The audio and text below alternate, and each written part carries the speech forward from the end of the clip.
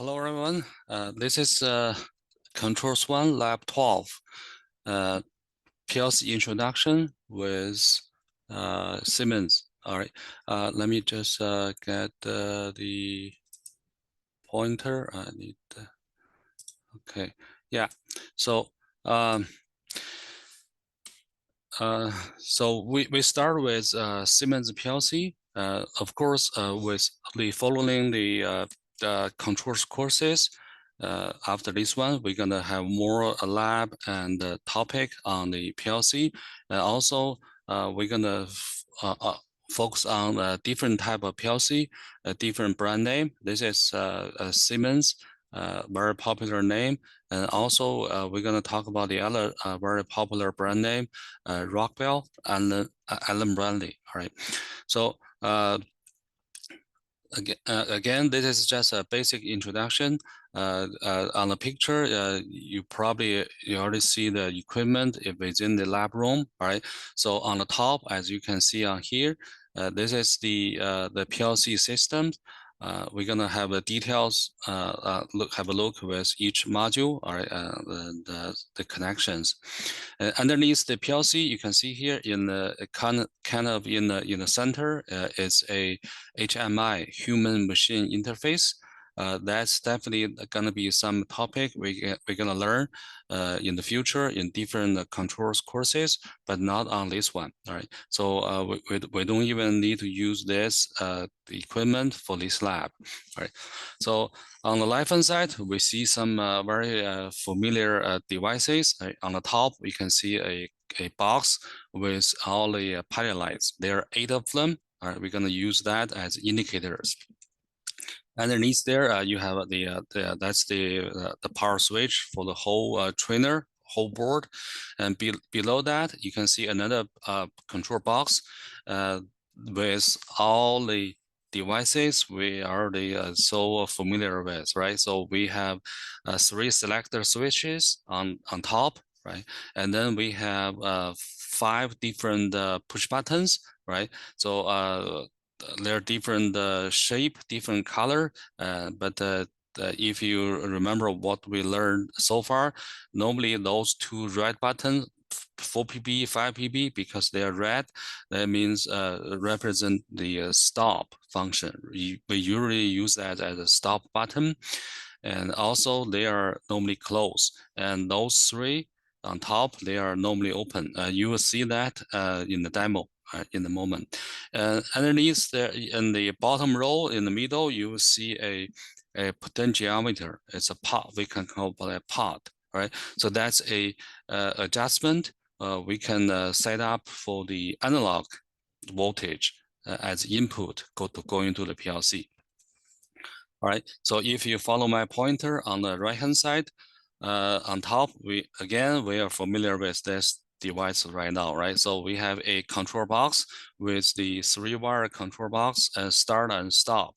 And right beside it is a relay, control relay. So that's what we have learned, must control relay, because all these devices, field devices, should be controlled by the buttons, right? So remember, when you start the lab, you need to press the start button, right? Otherwise, all the input connection, output connection will not take effect because they are being de-energized on the power, right? And then after that, you will we have 6 terminal blocks, right? So they are connecting through those cables to the PLC, right? So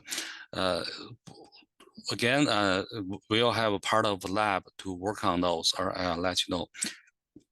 Okay, so on the upper right-hand side, on this corner, you see some of the devices we haven't practiced on this type of device yet, but you will. All right, this is controls 1. In controls 2, you will learn this, which is called pneumatic system. So we use the air, compressed air. So you can see that's what we call service unit. And we'll go through those details and different courses. All right. So for now, you just need to know this is a pneumatic equipment we have with this trainer. So we have the service unit, and also we have four different pneumatic control valves, and they are controlled by electrical solenoid. We'll learn that all the details in controls 2.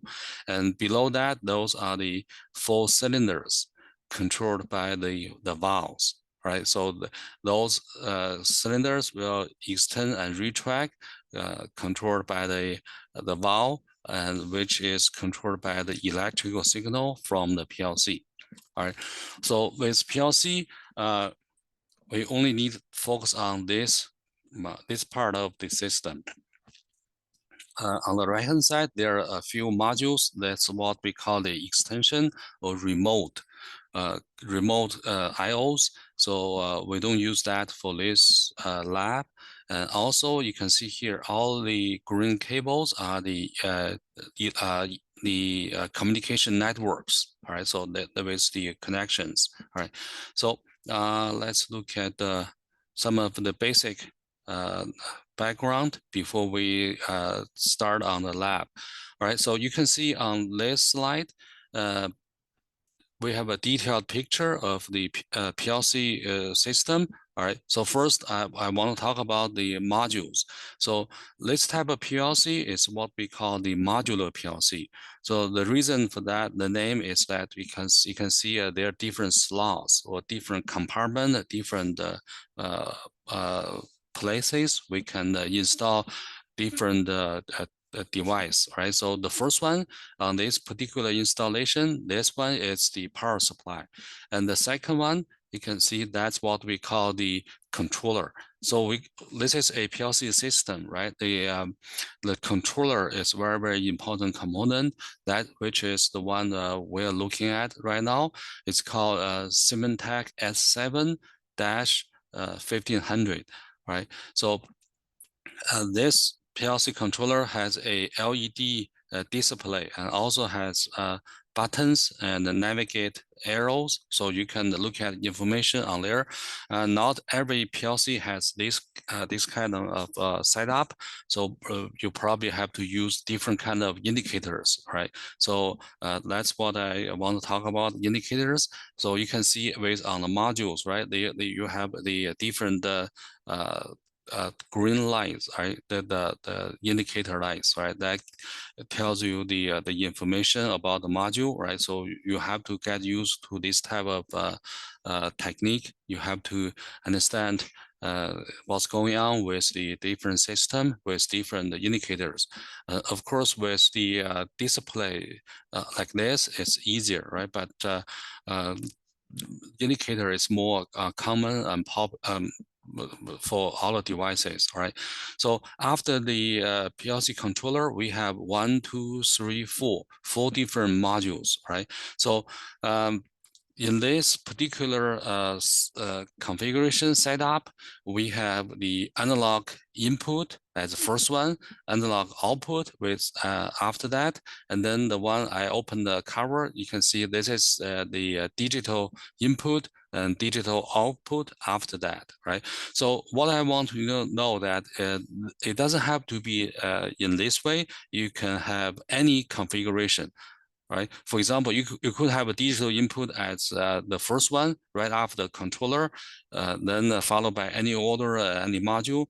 That depends on the system, depends on what do you need. You can just to get those modules installed in there, right? So if you only need one module, you only need to get one and install it, and that's it. You can have empty slot, empty module on the system, no problem. So that's the flexibility with the modular PLC. All right. So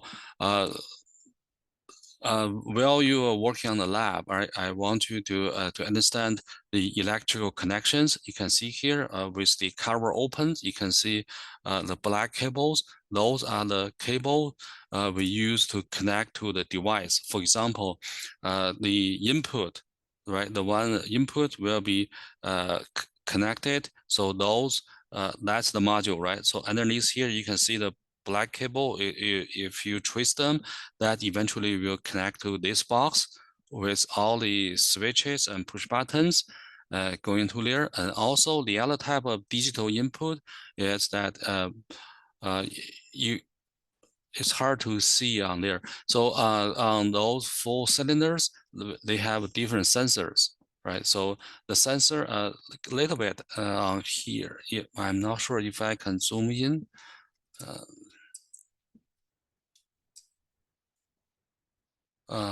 Underneath here, right? So that's the sensors you can have. All right. Probably I make a change on my slides. Yeah, you can see out here the picture change.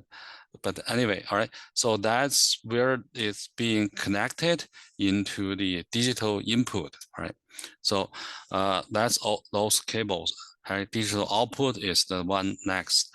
So the electrical connection it's related to once you have the connection going to the PLC, then where does that information being stored is what we call the PLC memory, right? So similar to the computer you use on your phone, on your laptop or desktop, right? So it's registered as tag value.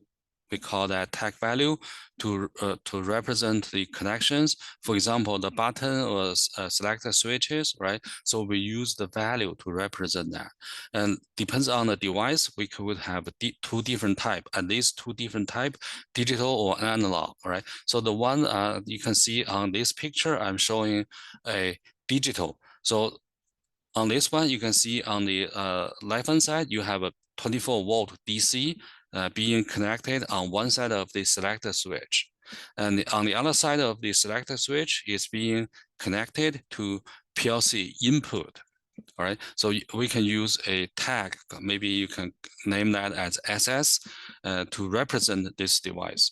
So currently, this select switch is open, then the tag value is 0, right? Then when you flip the switch, right, so the current will go across the select switch going to PLC. So PLC will sense that signal being changed, and then the memory, the tag value will change from 0 to 1. So that's how PLC can sense the input, right? And same thing for the output. On the other side, you can see, let's look at here, right? So you have, for example, you have 2 pilot lights. One is red light, the other one is green light. And on one side of those devices has been connected to the 0 volt. The other end, the other side, is just connect to the PLC output, the output point, right? So then your PLC will decide when to turn it on, when to turn it off.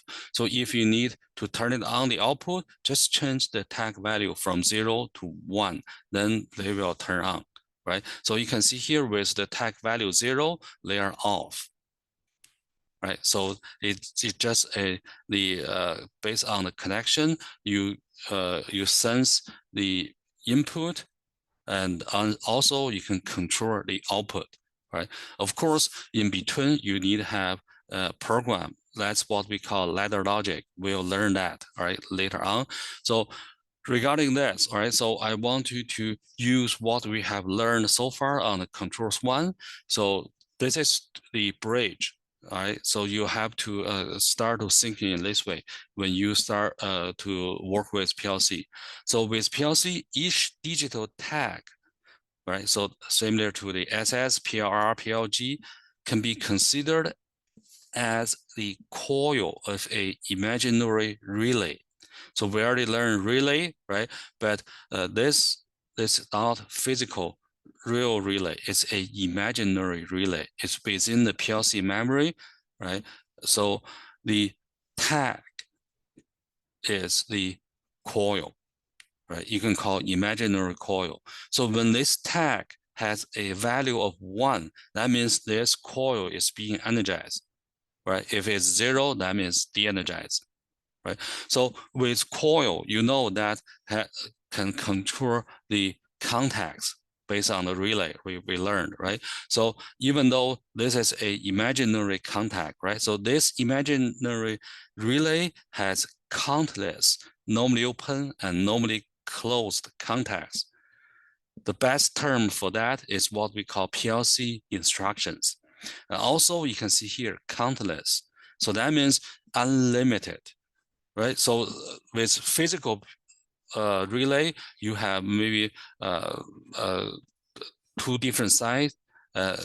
Maybe one normally open, the other one normally closed. Two sides of the contact, right? Or maybe you can have a bigger relay with maybe 4 sides or 8 sides, or maybe any configuration, right? But you have a real number, physical number, right? Once you use all of them, you don't have anything available for the relay anymore, right? But this imaginary, because it's a imaginary relay, it has countless, right? It's no limit of the amount of the contacts. You need to remember that, right? So that's the instructions, right? So that's just some basic background I want to talk about before we start on.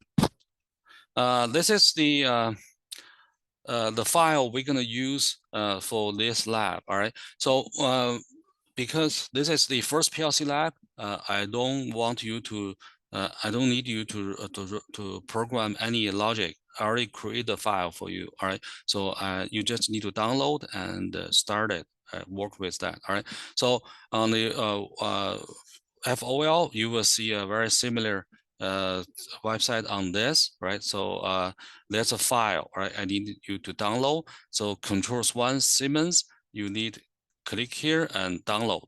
So that depends on the your browser. You could have download to anywhere, all right? So but on our on my browser right now, it's download into the folder of called download, all right? So you could maybe save it on the desktop or maybe anywhere on the C drive, but you need to know where is this file being downloaded, right? So you need to use that later. So then after that, we need to start a software called TIA Portal, right? So I'll show you from the beginning, all right? So on here on the left-hand corner of the Windows system, over here, there's a search box. You can just type in TIA, you will see the name, all right? So on the lab computer, it's called TIA Portal.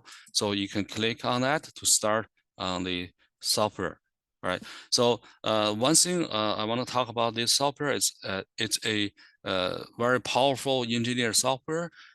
You may feel a little bit overwhelmed at the beginning because there are so many features, so many things going on with the software.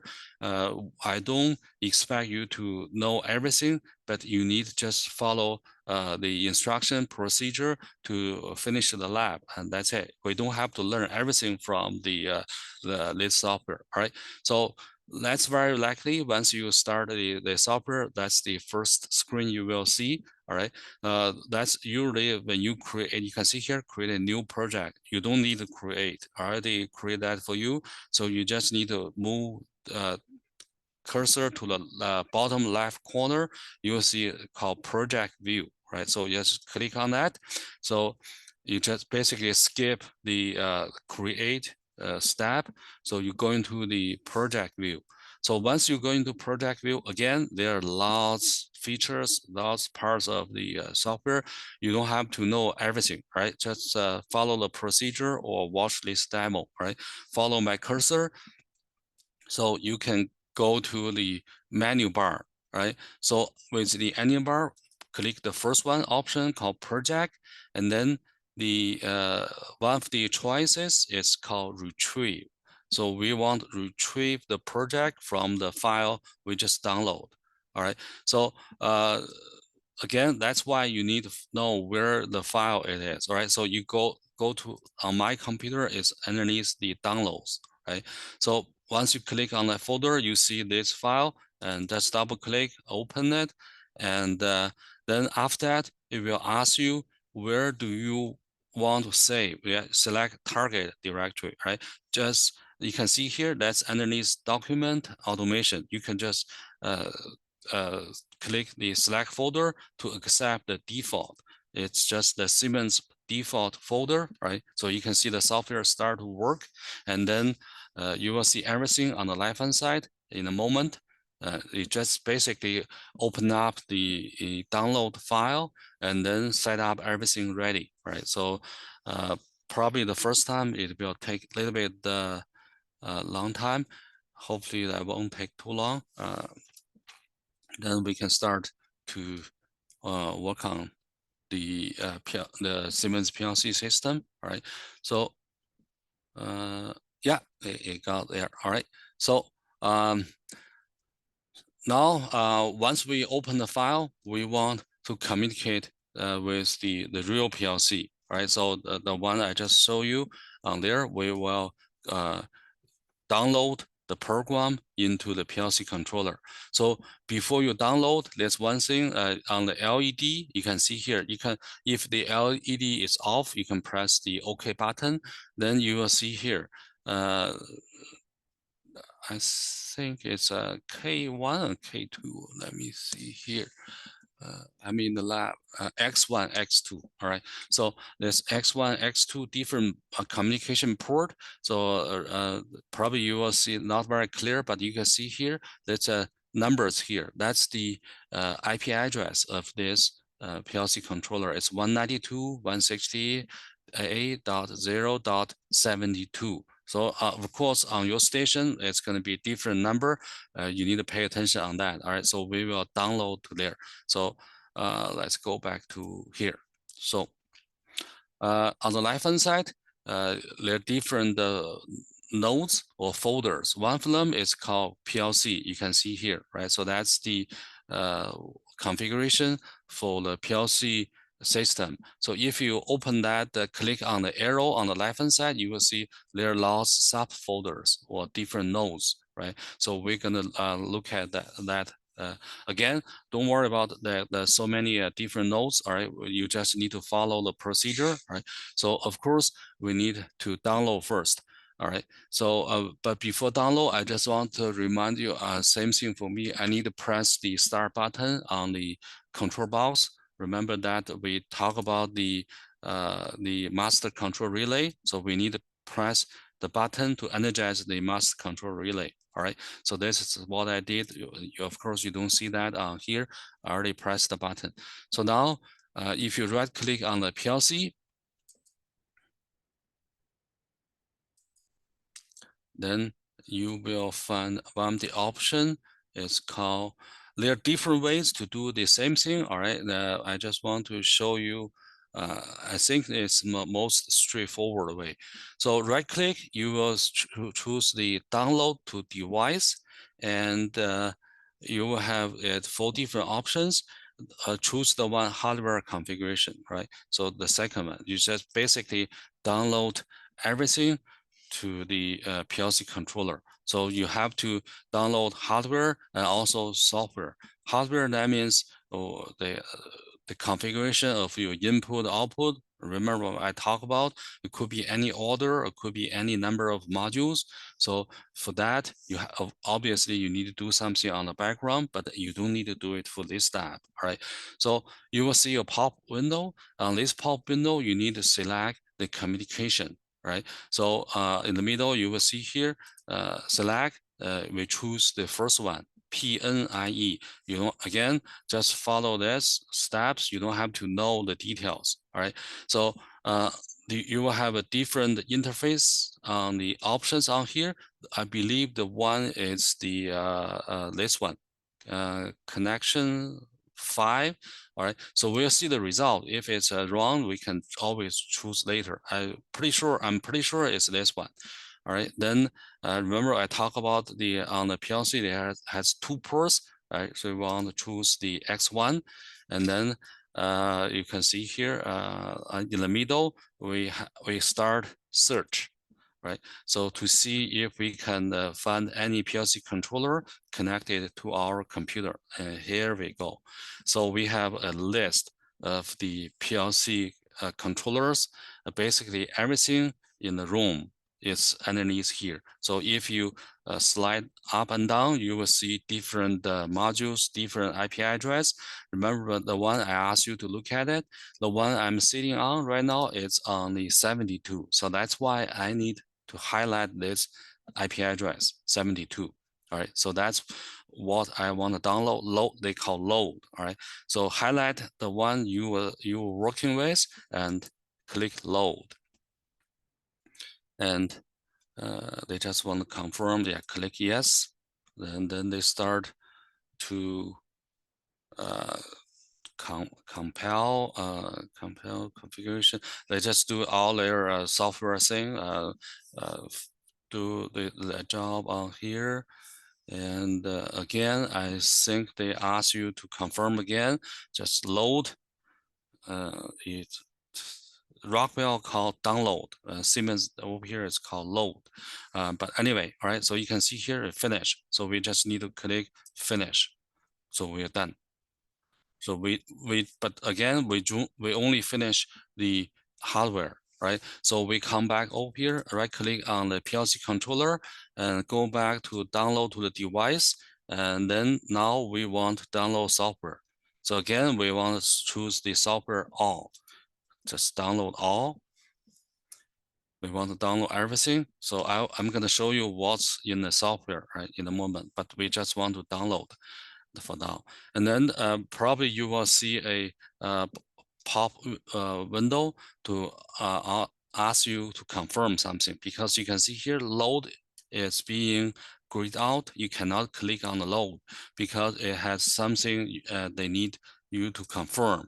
So software asks you, do you want to stop the modules? We just need to confirm, click stop all. So tell it's okay to stop. Right now you got all the check mark, it's ready to go, right? So now you can click on the download and the load. So start to load all the software, all the logic in there, and then finish. We done, we finished. All right. So now I can show you what's in there, what's inside this program.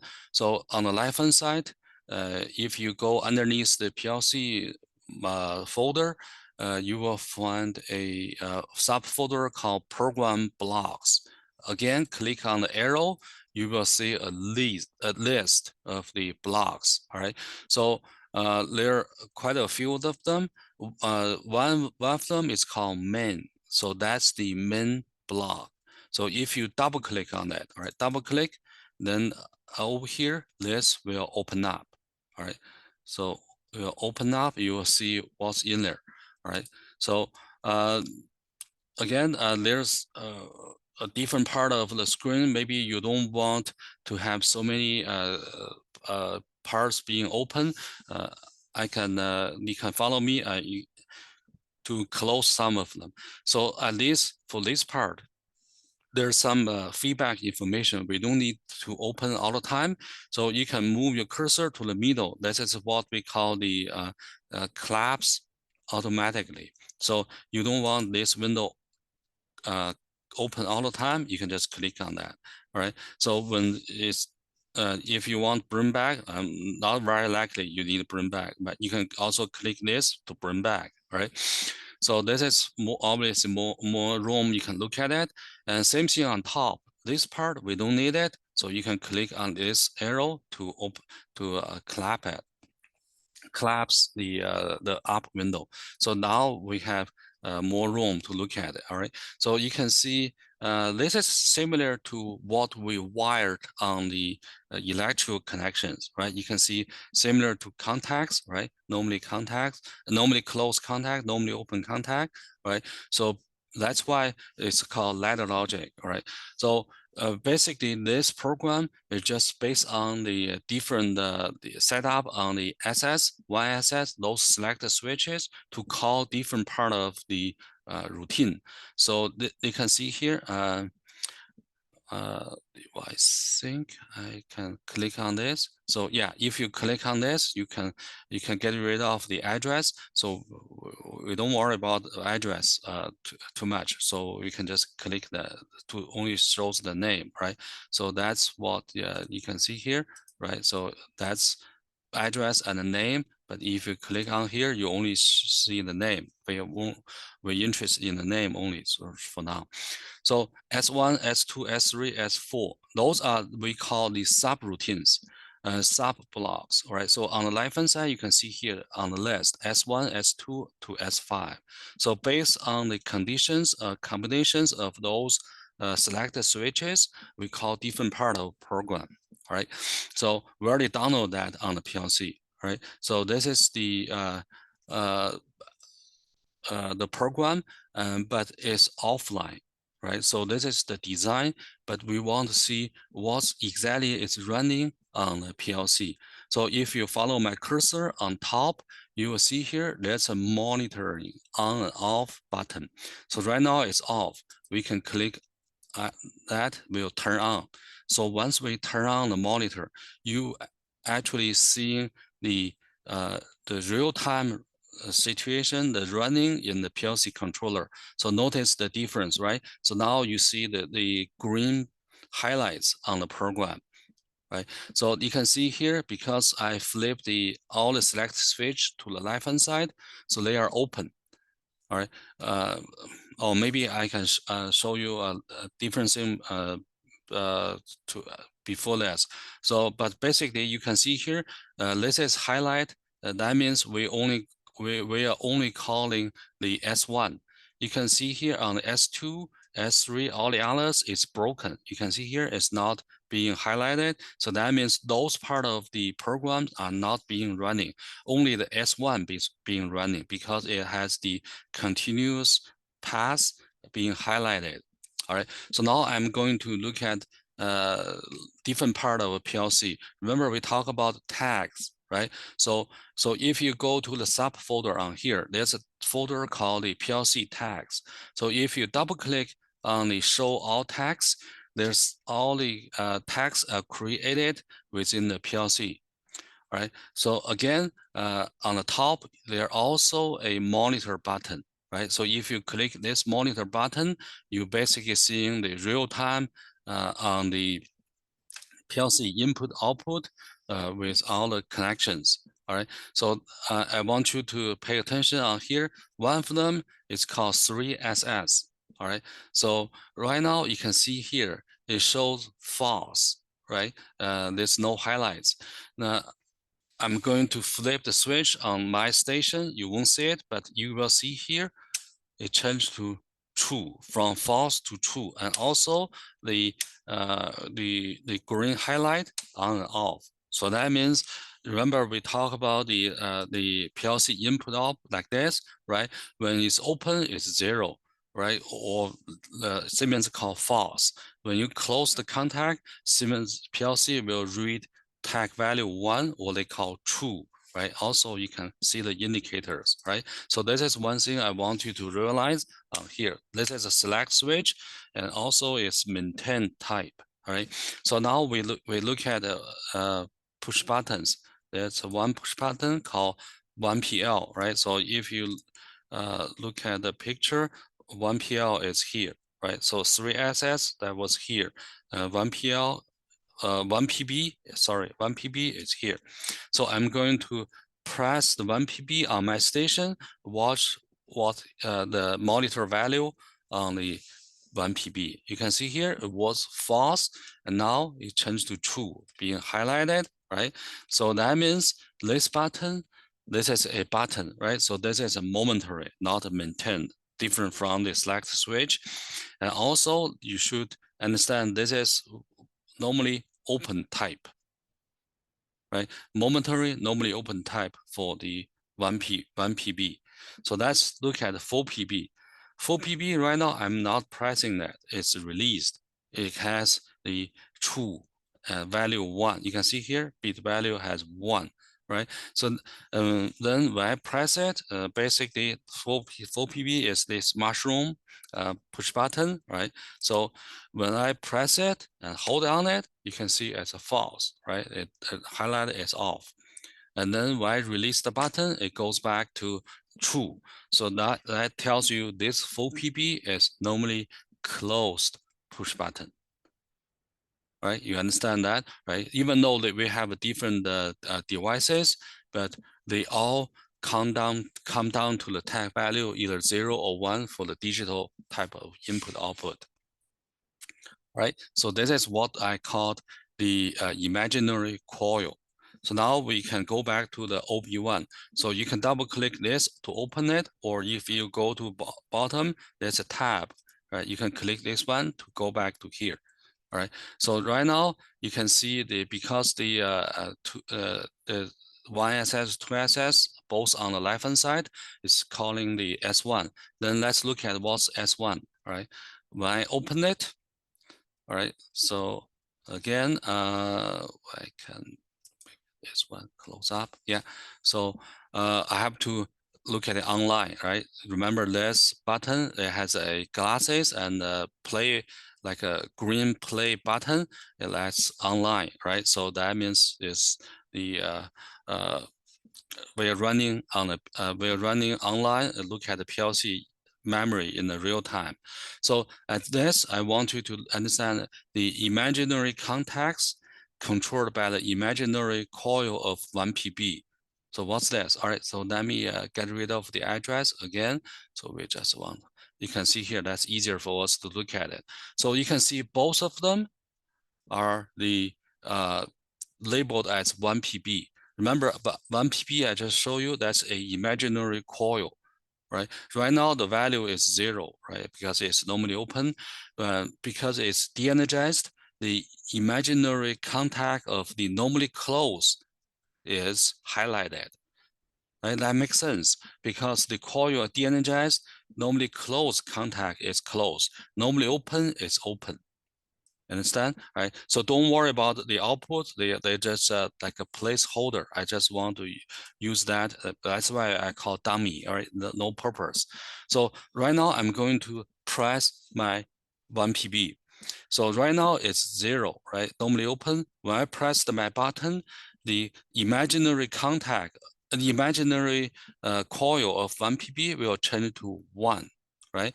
Once changed to 1, the coil energized, the normally open contact, imaginary, right? Imaginary contact will become closed. That's why it's being highlighted. And then you can see here in the same time, the normally closed is open. Right? That's exactly what you learn with the real relay, right? Physical relay.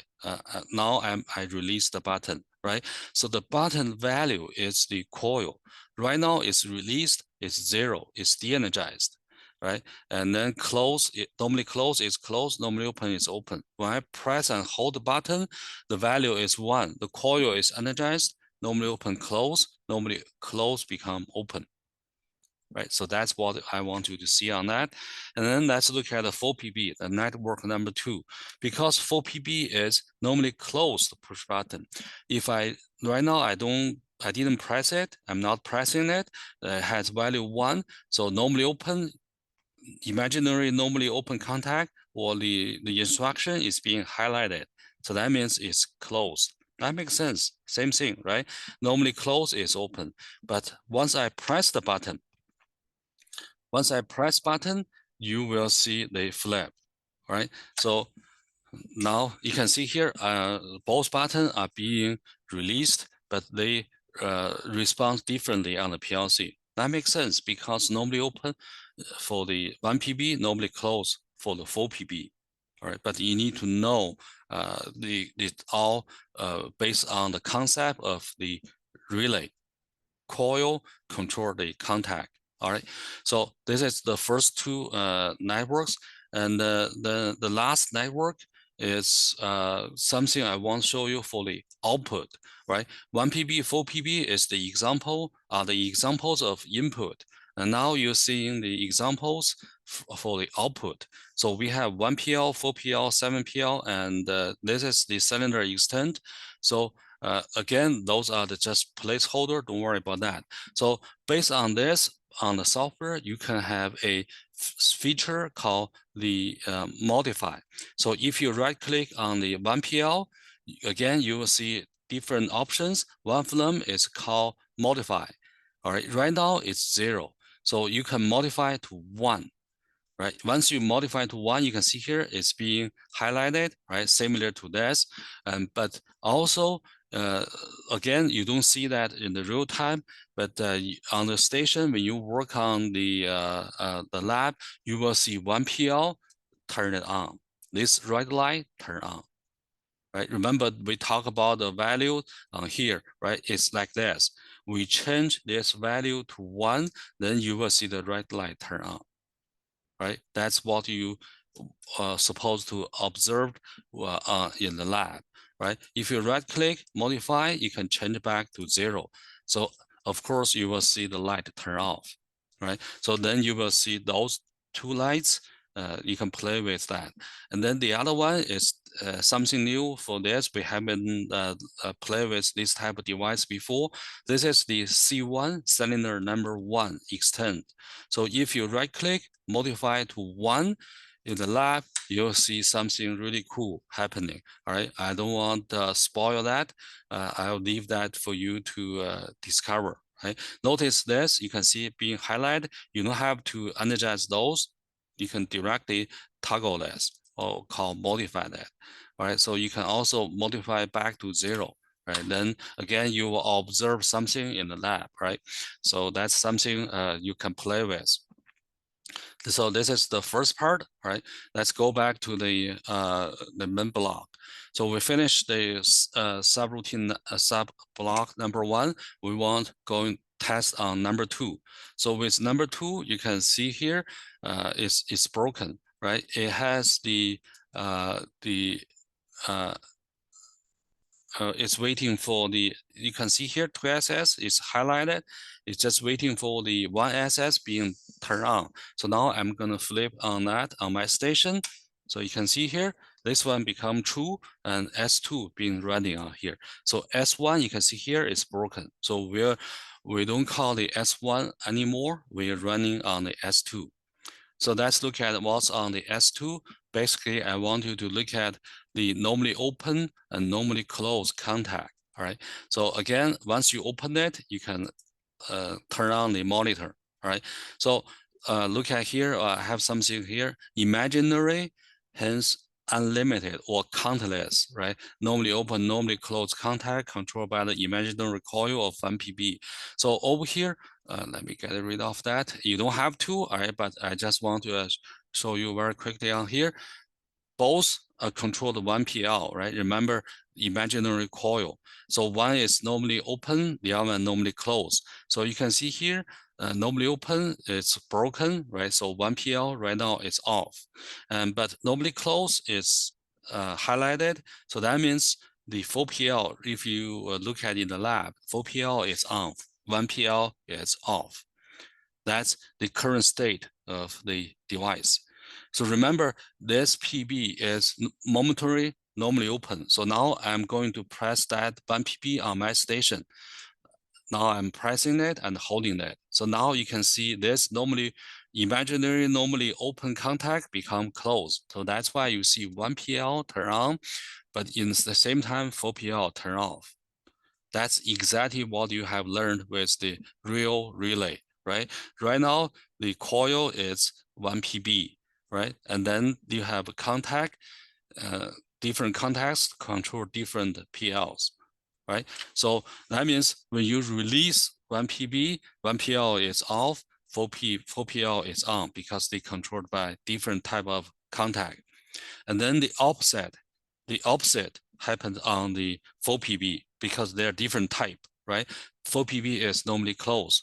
So that's why normally open contact, which is controlling the 2PL, is on, right? The other one is off. So now if I press and hold the button, you can see the change on here, right? So the imaginary coil of full PB is on when the value is true, right?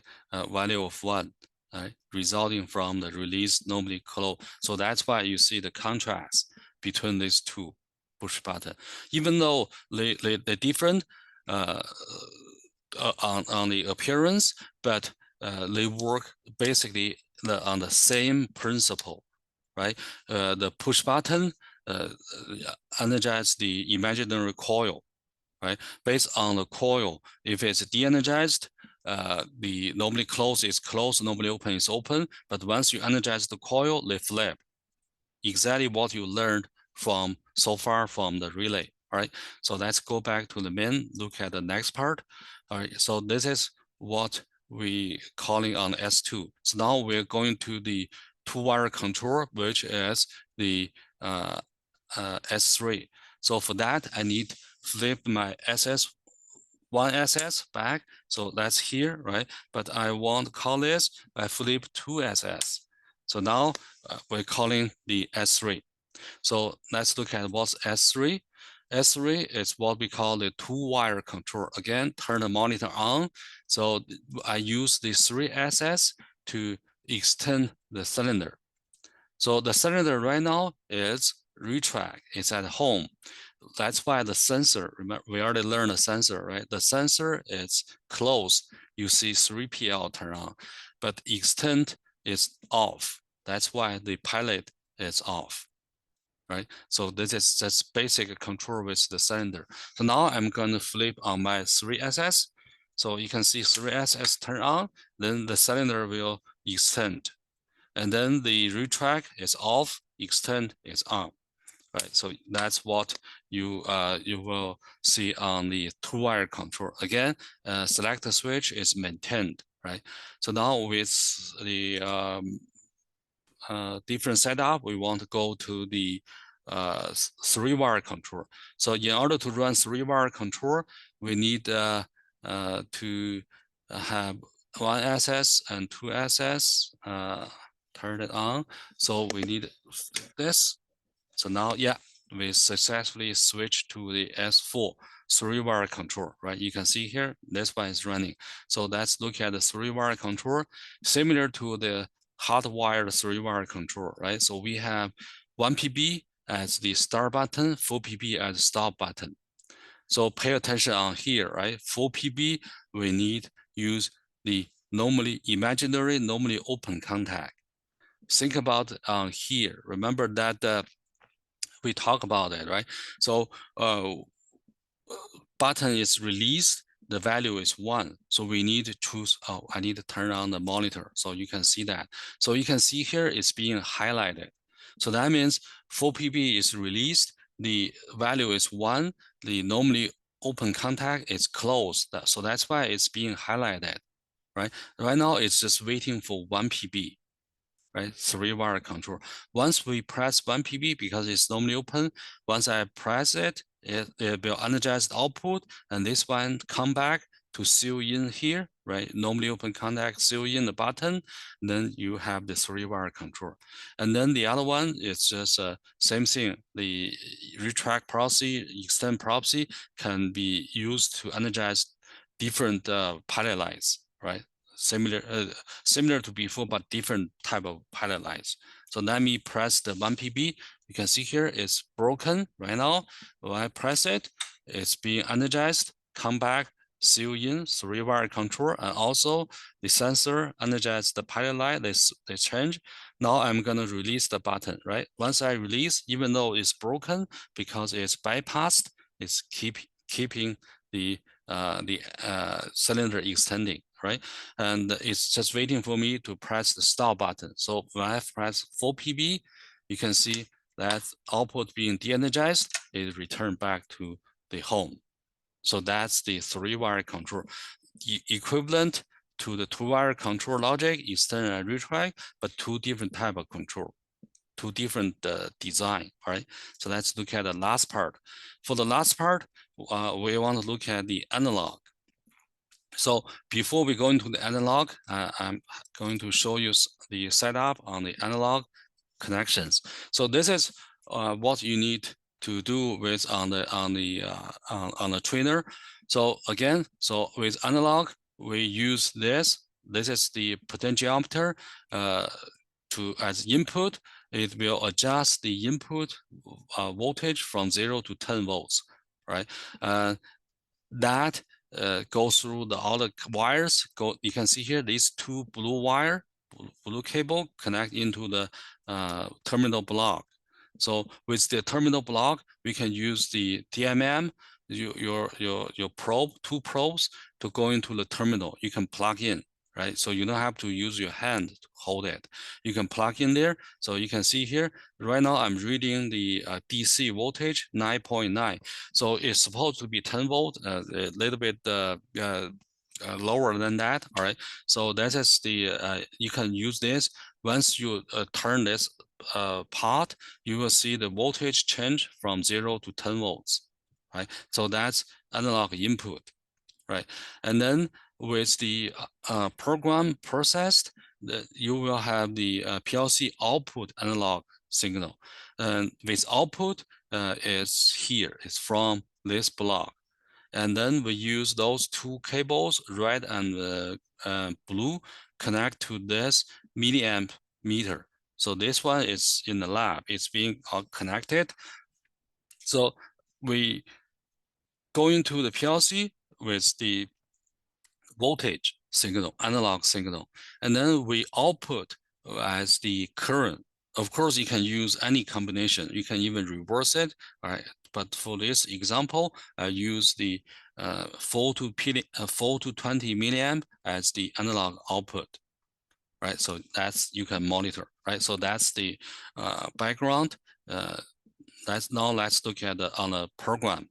So in order to run this, I have to flip the 3SS, right? So I have to flip this one on. So now you can see S5 is being highlighted. And let's look at S5.